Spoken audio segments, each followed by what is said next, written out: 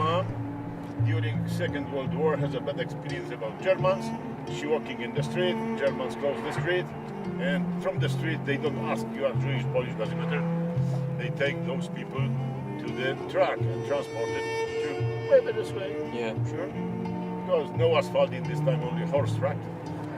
And my mom, she broke a window in the one basement, and she turned down.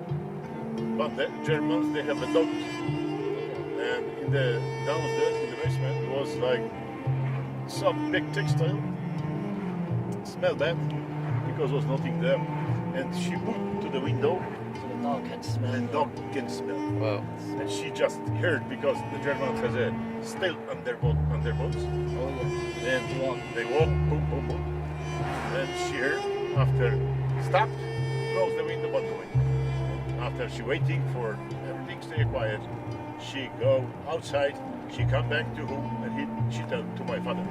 Because has a sister and brother. My mom, she says, go away from here. Because here is big possibility about take you to Auschwitz.